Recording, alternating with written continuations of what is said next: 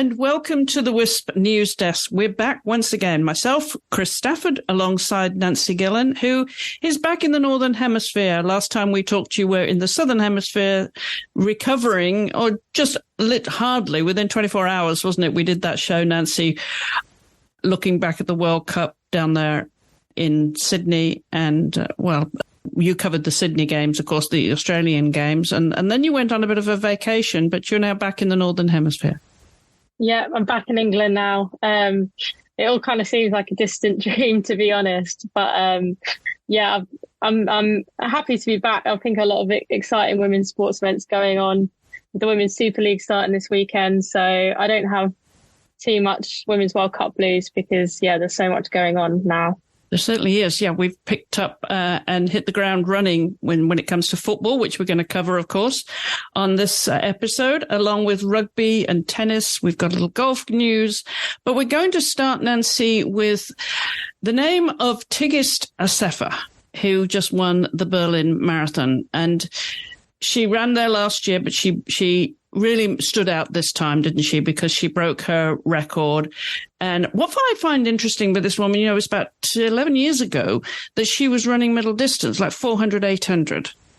She hadn't even turned to the streets at that point. And now she's in the record books and the first Ethiopian woman breaking records too, which pretty astounding. Yeah, I think she only started racing marathons, I think, April last year. So that's about a year and a half that she's been running marathon length, which is, I think, astonishing for her. The world record was 2 hours, 11 minutes and 53 seconds, which I think if most people ran a half marathon in that time, they'd be happy with it. So the fact she's ran double that in that time is incredible. And just obviously a very raw talent. But the fact that she started so recently suggests that world record is kind of hers for the taking again. Like, I wouldn't be surprised if she continued to break that. Yeah. Like I said, she was the first Ethiopian woman to break a marathon world record. So I think we're going to hear a lot more of her. But, the African women are just so talented when it comes to marathon running, distance running. They're a great inspiration for you, Nancy. You're going to go back to the London Marathon next year. So there is times there for you to aspire to. Yeah, although I'm not sure if I'll be able to do it anywhere near 2 hours. But well, put it in context. What was your time when you ran it a couple of years ago? I did it in 4.5 hours, which I was pretty happy with. That's what I was aiming for. I think even touching 3 hours would be difficult. I'd love to get something like sub 4, but that would definitely require a lot of training. So, I mean, when you kind of think that's probably average time, it makes these kind of times even more astonishing. Yeah, talking about hitting the ground running since you got back from the World Cup, you are literally hitting the ground running because you've got to start now preparing for that London Marathon in the spring. Yeah, pretty much. I need to kind of get my 5Ks faster at the moment, which is what I'm aiming to do. And then also going to go to the gym quite a lot to strengthen up kind of the muscles in my legs again.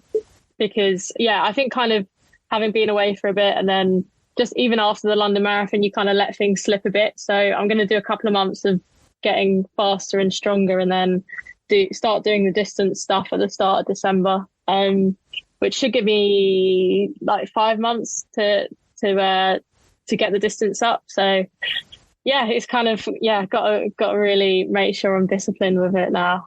There you go. Well, I know how beneficial the cross training is because, as you know, I did that long bike ride, the 650-mile Empire State Trail in May of this year.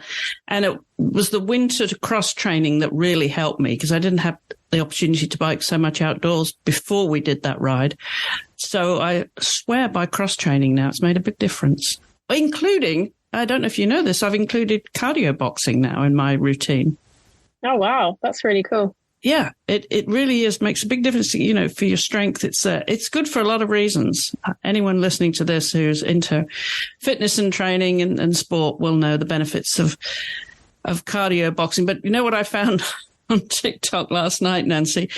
Music boxing. So you put this machine on the wall and it has various buttons that you actually box these buttons to a music beat.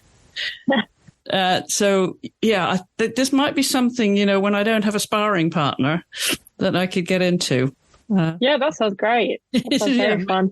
Makes it a lot of fun. It certainly does.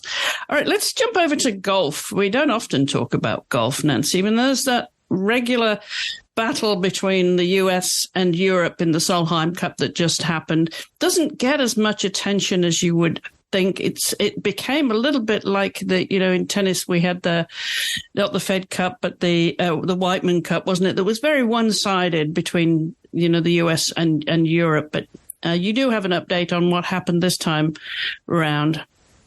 Yeah, so it ended up being a 14-14 draw between the US and Europe. Europe won the previous two editions, and I believe that's why Europe essentially retained the Solheim Cup, because of that 14-14 draw. Obviously, in other sports, it kind of be like, you'd share the glory, but I think Europe retained it there. So that's the third consecutive Solheim Cup trophy for Europe. So dominating quite significantly there. Yeah, definitely. And okay, well, I want to catch up with the tennis. Now we've got this opportunity finally to get together again and not just be talking about the Football World Cup, because so much has been happening, around that this summer and also in the fall season, the late summer, beginning of the fall season too. Because whilst you were away, the US Open happened when Coco Gauff won her first major singles title, and when she beat Aryna Sabalenka, and that was whilst you were away, wasn't it? Yeah, that's right. Yeah. Did you get to see any of it, or were you completely offline? I was mainly offline. I did see bits and bobs. So, I love Coco Gauff. She's definitely one of my favourite players. So I was aware that she was doing well and eventually in the final, but the time difference, if the time difference was kind, I would have actually probably watched it, but it was the middle of the night, so I couldn't. But I saw I did see a bit of the fallout as well, kind of all the stuff that happened after and her celebrations, and it was really nice to see. And I think even though she's so young, it almost felt kind of long overdue for her, just because she's been around since she was 15 and knocking on the door of a Grand Slam title for so long. It felt a bit overdue despite her young age, which is a bit paradoxical, but yeah, really, really happy for her. And it was, I imagine, a great tournament for her. Well, definitely. And what a way to end the season. But noticeably this year, over the 4 Grand Slams, there's been a different winner every time. We mentioned that she beat Sabalenka, of course, who won the Australian Open earlier this year, when she beat last year's Wimbledon champion, didn't she, Raducanu? And then Iga Swiatek won the French, and Markéta Vondroušová won Wimbledon. And that was such an upset. And I really felt for Ons Jabeur at Wimbledon, because she was absolutely brokenhearted. She thought she'd got that title, didn't she? So I think it was a really good year for the women's game with 4 different champions. Yeah, definitely. And I think last year it was kind of Iga Swiatek was winning a lot, and there was kind of like who can beat her, but it seems way more open this year with 4 different winners and all quite different players as well, and some new Grand Slam winners as well. So there's quite a lot of variation there. So I think it just makes it super exciting, because it shows that there's potential for so many players. And I think when you look at the finals as well, it's not necessarily always the same players getting in the finals too, which is really good. So yeah, I'm excited. I always feel like the tennis season ends a bit early, because it's kind of obviously not fully over. You've still got the WTA finals and some other smaller tournaments, but yeah, it kind of comes to an end in terms of the Grand Slams in September, and then you've got to wait till January. So I'm looking forward to the Grand Slams starting again and seeing if we still get this variation of winners, or whether someone can come through and be really dominant. Yeah, I agree. Well, we've got these champions now and some of them new champions. There's a lot of other blood coming through, isn't there? There are a lot of really, really talented players that are threatening them. We thought it was like a changing of the guard, I think, a year or two ago. And now, when you think that some of these players have really got established, in the like Swiatek and Sabalenka. And then you've got the likes of Markéta Vondroušová, who the Czech is like another Czech player, right? How many Czech players are there? I think it was Muchova that Iga Swiatek beat at the French Open. She's another Czech player. So, I love to see that these new players coming along and really challenging what is no longer the old guard. They're this generation, right? And then Coco Gauff, as you say, lovely player who is showing consistency now. And this consistency is coming with maturity, but still the maturity seems to be coming early. So it will be very interesting next year if she can come out all guns blazing and take another title, another Grand Slam. Yeah, I definitely think she does have the opportunity to kind of be right up there. It's interesting though, because our head-to-head against Iga Swiatek is quite poor, isn't it? I unless I'm wrong, I still don't think she's beaten her. And they kind of missed each other at the US Open, but that would be an interesting battle. I think if Coco can get the better of her, then she could really be on something. But yeah, I think that's quite an interesting battle between two really young players, and potentially those two could be the ones that kind of establish that dominance in women's tennis. Yes, and it would be interesting to have that kind of with two very different games, rather like Martina and Chrissy Evert, back in the day there when they dominated. The battle of those two went on for years and very different styles. But I think now that Coco has won a Grand Slam, it makes such a big difference to your confidence, knowing that you can. And by beating Sabalenka too, that's no small feat in the final. And she just may have her tail up now and think that she can beat Swiatek. And so I'm looking forward to that battle because it really will be interesting. Because if she beats her, say early in the season, imagine what a battle that's going to set up for the rest of the season, for the rest of the Grand Slams. If she beats her once, she knows it's doable. And then we've got Ons Jabeur, of course, who was denied that title in Wimbledon. And she's such a fighter. That broke her heart, didn't it, when she lost? Just broke her heart. Yeah, I think it was her third final when... Yeah, it was she's been in 3 finals and lost 3 finals, I think. Isn't that right?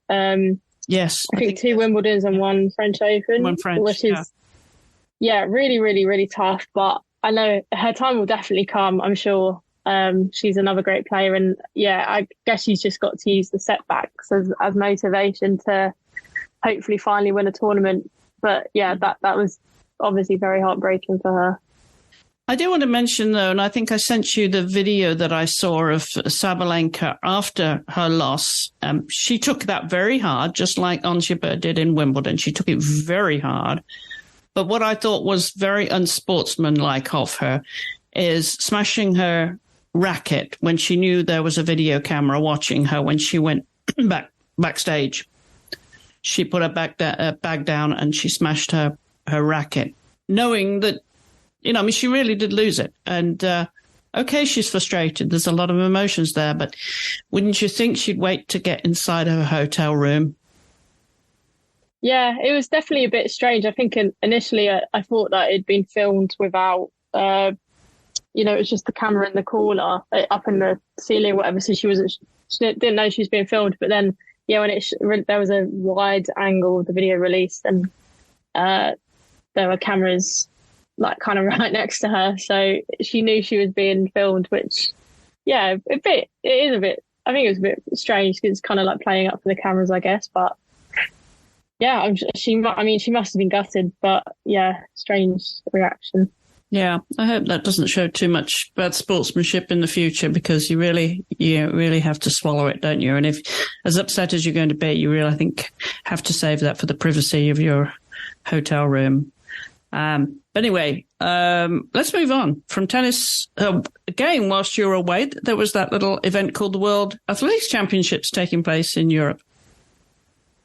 Yeah, and another, I mean, again, like that was actually when it was during the World Cup, I think, wasn't it? And it was, I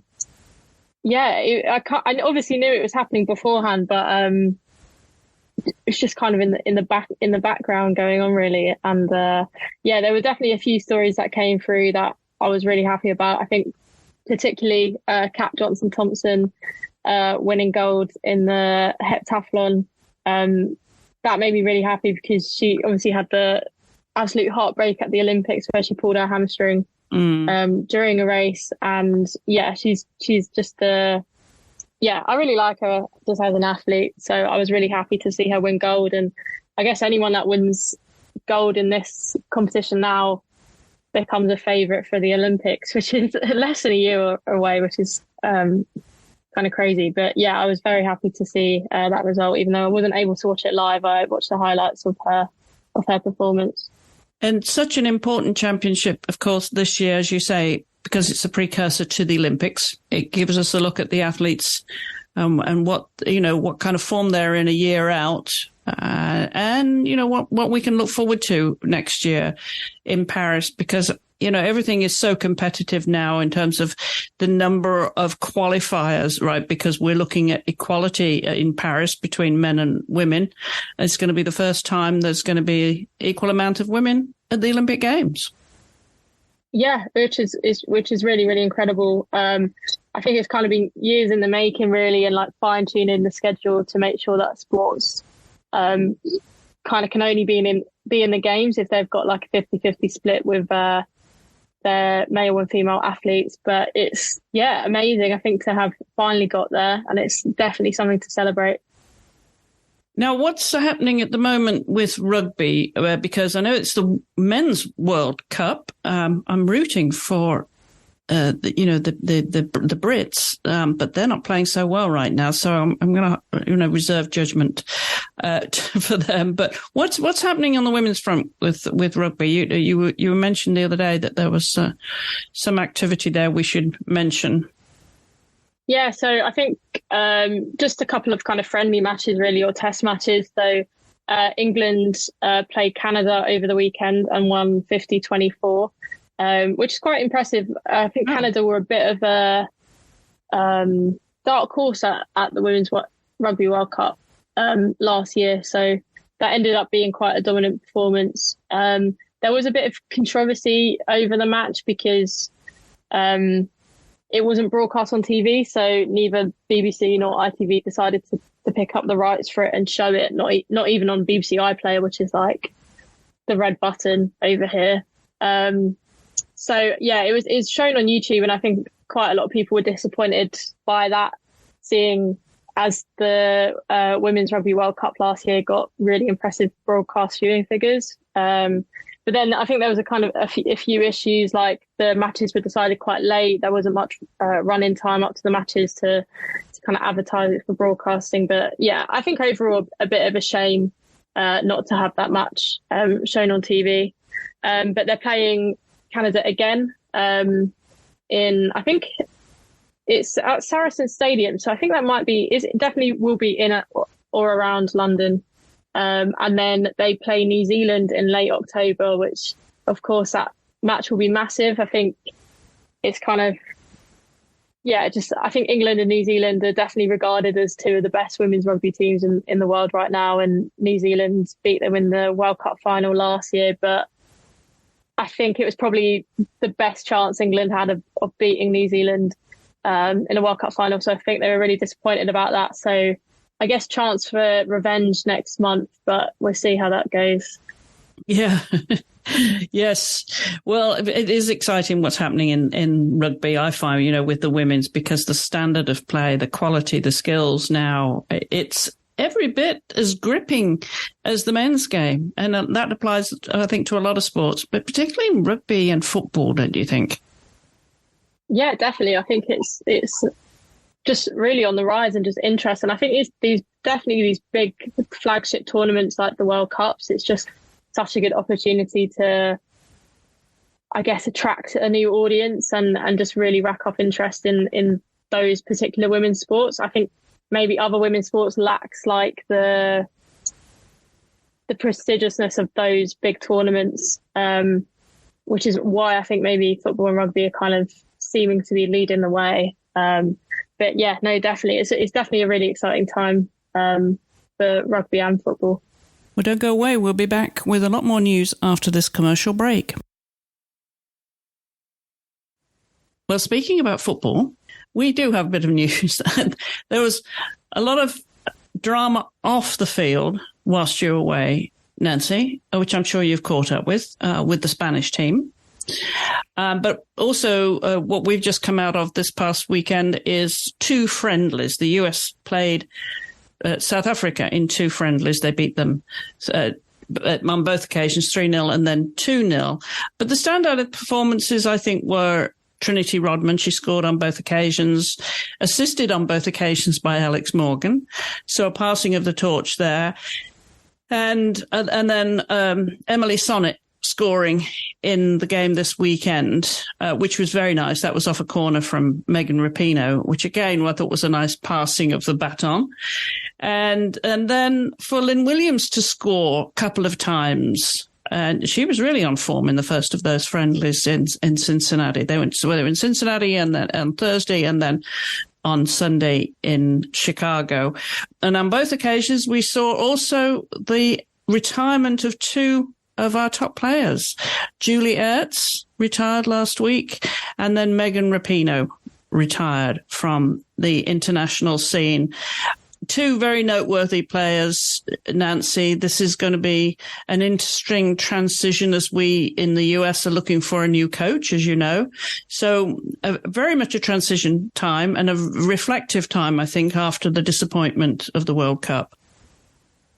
Yeah, I think interesting with the Lynn Williams, because I know there was a bit of unhappiness that she wasn't played that much in the World Cup. So I think it's kind of almost symbolic that she then scores 2 goals in kind of the first new era of the US women's football team. So, yeah, I think it's going to be really interesting. Definitely interesting to see who is appointed as coach next, because I think it's going to be a really tough job. And there's quite a narrow pool of potential managers that I think are of the right level to take on a team like the US. And then, yeah, just kind of the big players like Julie Ertz and Rapinoe going, who, I mean, I guess Rapinoe maybe didn't have the best World Cup, but even just her personality in the squads and her influence in the squads and her experience must have been really, really useful. And yeah, a player like Julie Ertz is definitely the mentality, I guess. And they're both from the US teams that have won a lot and have that winning mentality. So it's going to be interesting, I think, with them going and a new generation that maybe haven't won as much on the international stage coming through. I guess how you keep up that winning mentality and get over what happened at the World Cup. So with the Olympics next year as well, it's not like there's going to be a break. International tournaments, they just keep coming. So there's not really that much time to do the work to get them back up there. But yeah, it'd be interesting to see how it all turns out and who steps in to try and lead that change.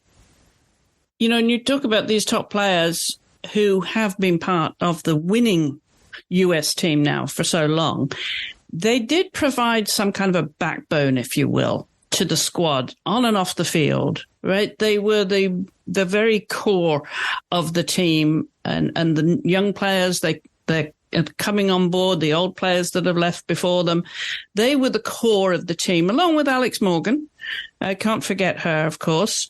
And I think, you know, that, and Emily Sonnett now has stepped up. We've got some players who've you're around the 50 cap mark, you know, like Sullivan as well is another player that I think of. There's a lot of players that are, you know, that are forming the core, if you will, of the team. And they're going to be really important to the future of the team with all these young players that we've got, terrific young players. I mean, Crystal Dunn is another one I would say would be a core player as well. And Lynn Williams is proving that. I think she should have posted after her 2 games, like, take that, right? Because I thought that was a wonderful return to the front line there and showing them what they missed in the World Cup. That's another conversation. I think the decisions that were made at the World Cup, we won't go there. Moving forward, though, you mentioned that we need a new coach, and we absolutely do. At the moment, we've got an interim coach in Twyla Kilgore, who's been holding the fort there, and she'll be happy with those 2 friendly wins, and good for the confidence of the team there. But we're looking ahead to who might replace Vlatko Andonovski. The names they've got there, I like that they've got, of the 5 names that were aired on the pre-game show last week, we've got Sarina Wiegman, who we know is not going to leave England anytime soon, but they like to have her top of the list, because if she was available, she would be the first pick, right? And then Emma Hayes from Chelsea, Laura Harvery, who's with OL Reign right now, has been over here in the NWSL system for a while, so very familiar, very popular name, and very keen to get this job. So that will be very interesting. The other 2 names were Bev Priestman, the Canadian coach, and Tony Gustavsson, who led Australia to the semis in this World Cup, and I think did a tremendous job. There's a number of reasons, though, Nancy, that I think we really should have at this time a women coach, a female coach.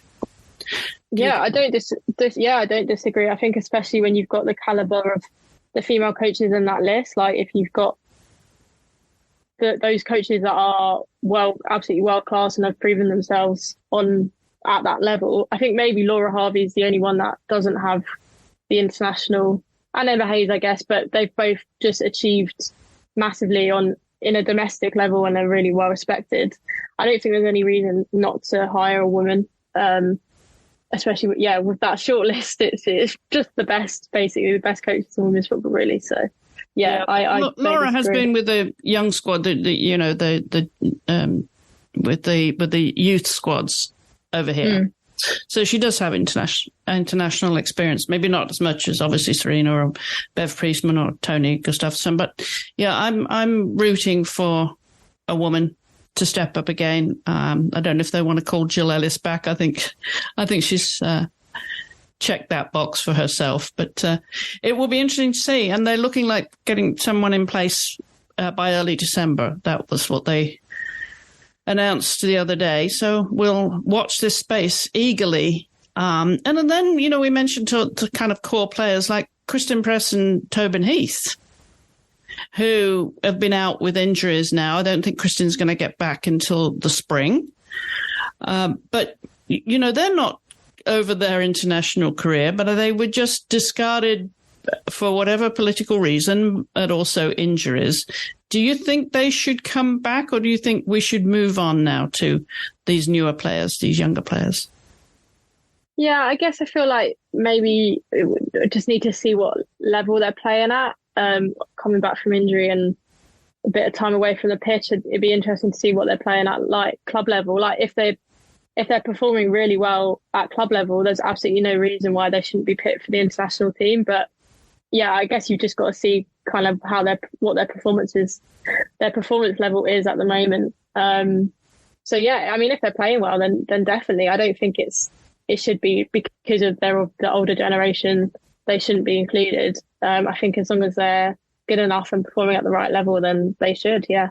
Yeah, absolutely right. It's going to be about performance and fitness. Well, watch this space. But meanwhile, over on the other side of the pond, you had, or you've got another one to go, but you started off with the UEFA Women's National League game, the first one against Scotland last week, and it was very good to see that 2-1 win. But particularly for Lucy Bronze, who we mentioned before, didn't have the best World Cup by any means, may be considered a senior player now, without being rude to her. But she really redeemed herself with a beautiful goal, didn't she? Yeah, it was a great goal, a nice diving header to open the scoring. And then another header from Lauren Hemp as well, which I also thought was really impressive. So, yeah, I think England were very strong in the first half, and then Scotland came back into it in the second half, and I think we're maybe unlucky to not get an equaliser. So it was it was an entertaining match, quite close. It was closer than I thought it was going to be, but yeah, great to see Lucy Bronze on the score sheet, and I'm sure she maybe feels that goes some way to redeeming her, I guess, World Cup performances, or kind of being at fault for Spain's goal in the World Cup final. And notably, Sarina Wiegman did say in her post-game press conference that they didn't perform so well in the second and they were missing in the second half. So she'll go back to the drawing board, I'm sure. But I love her candor and honesty. You know, she's just an all-round superhuman being, that woman. Yeah. Yeah, she is great. I'm very relieved that she's our manager. Yes, for sure. Well, hopefully we'll steal her when she's done, you know, when she's won an Olympic gold medal. And maybe that's her goal. She'll win the gold medal for you guys. And maybe then we could have her after that. Do you mind? Maybe. We'll see. It depends who we get. Maybe take Casey Stoney back from the US. Oh, okay. Yeah, there is that. Yeah, well, we'll watch this space because there's going to be some changes, certainly in coaching in the next couple of years at national level. And you've got another game coming up. You're going to play the Netherlands, aren't you, this week? So that will be, I think, a really good test for them. So no wonder, you know, Sarina's wanting to really get them to pull their socks up and, you know, improve on their second half performance if they're going to take, you know, be playing in her backyard. Yeah, I mean, that's going to be, I think, an interesting game. I think they might have lost to Belgium in their respective fixture, which I guess is maybe a bit of a shock, seeing as they had a really good World Cup and a very talented team, and maybe Belgium are a bit weak. But I feel like that's maybe more of a blip than that's reflective on their team. So yeah, I think that's going to be really interesting. I'm really looking forward to that one. Yeah. Now, we're talking about injuries and players that are coming back. We've got Beth Mead back, right? You've got her back on the Arsenal squad. What about her partner, Vivian Miedemeijer? Is she back and fit to play for the Netherlands? No, not in the Netherlands. So she's, I think, back training, but I don't think she's fully back. She hasn't played yet on the pitch. So I don't know whether she'll be in Arsenal's squad for the opening game of the season on Sunday. But I think she probably will make an appearance within the next month. So I think the next international window, if she's playing well, then she'll be back in the Netherlands squad. But yeah, no, not at the moment. Okay. Well, at least those two are coming back. But Beth is actually playing, isn't she? No, she hasn't played yet. So she was named as a sub for Arsenal's Champions League qualifying matches a couple of weeks ago. But that wasn't with the idea of playing her. It was more to keep her around the squad and training with the squad. I think we'll see her play for the first time on Sunday against Liverpool. I reckon if the scoreline is favourable, then she'll come on as a sub, maybe for the last 10 minutes or something. So hopefully this weekend we'll see her play. Right. And then you've got Belgium in October, haven't you? The Lionesses. Yeah. I think we've played them a few times in recent years, and yeah, they're a decent team, but I think Netherlands are definitely the strongest team in our group.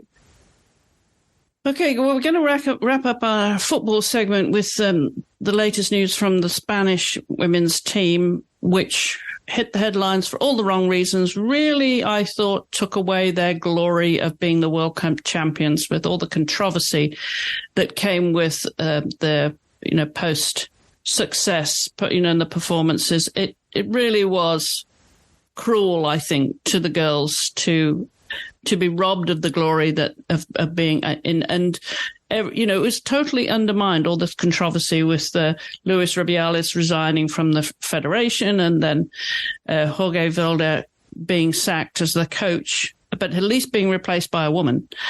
What's your biggest takeaway from all of that? If you had to summarize all of that, I know you had some catching up to do when you got back. Yeah, I think overall it's definitely such a shame, and I think it's kind of a bit ironic that it's probably the most media attention that those Spanish women's football players have ever had, and it's kind of for an entirely negative reason. And I just hope that kind of when this is all over, that media coverage will stay, but for a positive reason, to report on what talented footballers they are. In some ways, I'm kind of glad that England lost the Women's World Cup final. I initially was annoyed at the fact that Jorge Vilda would win the World Cup and kind of, I guess, have his methods justified and validated. But it ended up, I guess, that whole win and everything that happened shining a spotlight on the Spanish governing body and showing exactly why players had been boycotting the national team. So in a really weird way, they needed to win the World Cup to be able to shine the spotlight on the situation and make these changes. I'm still a bit dubious of the RFEF, the Spanish governing body, because they keep saying they're going to do stuff and then still treating the players badly. So, say things are going to change and then call up all the players against their will to the national team. But it now seems that the majority of players are happy and that change is starting to happen. I think it's going to be still a long time before those changes are actually implemented and, everything is good again. I think that kind of change can take years.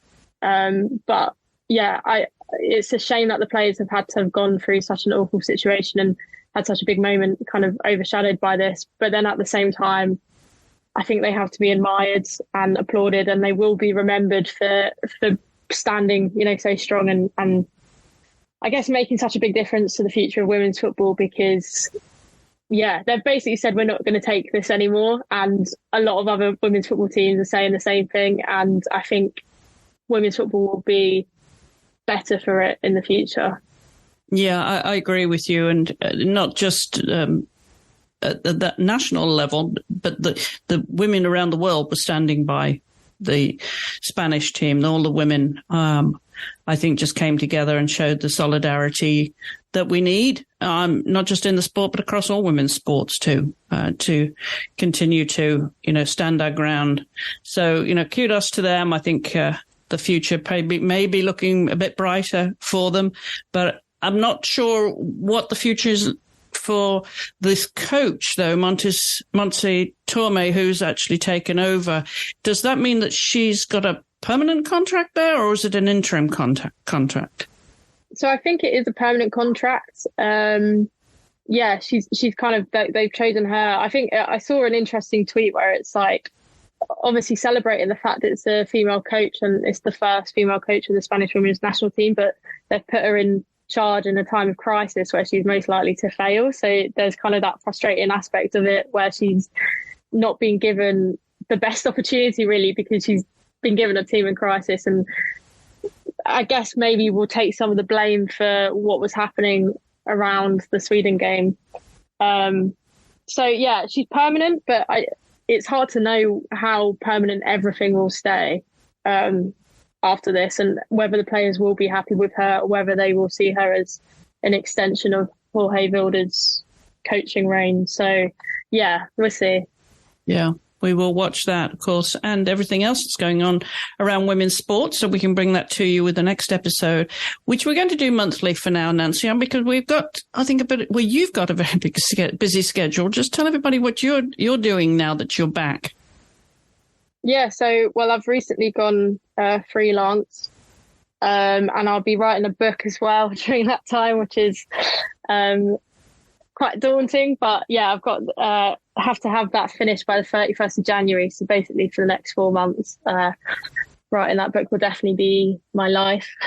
And then to kind of so I can still kind of write about more topical events as well. I've set up a women's sports newsletter as well. So I'll be doing that when I can, really. And just to allow me to kind of keep writing about what's happening in women's sports at the moment, because I think I'd miss that if I was just writing my book.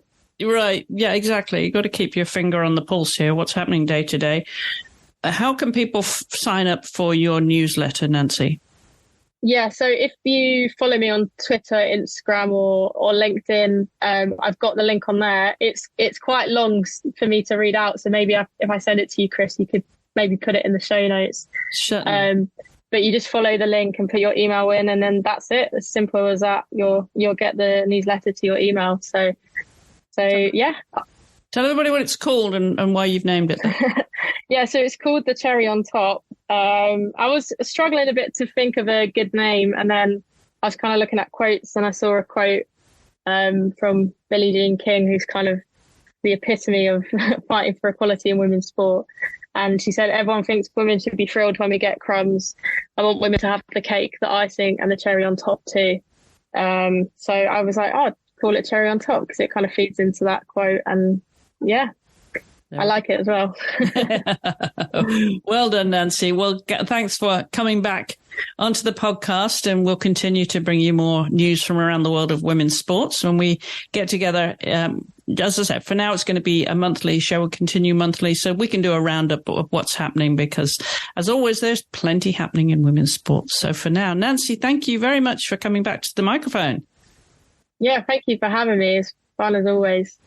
All right, we'll be back next month with another episode. Until then, thanks for listening. Don't forget you can leave a rating and review on Apple Podcasts. And also you can follow us on social media. Just look for WISP on Facebook, Instagram, Twitter. We're all out there on all those platforms. So from me, Chris Stafford, and from Nancy Gillen, thanks for listening. Goodbye for now.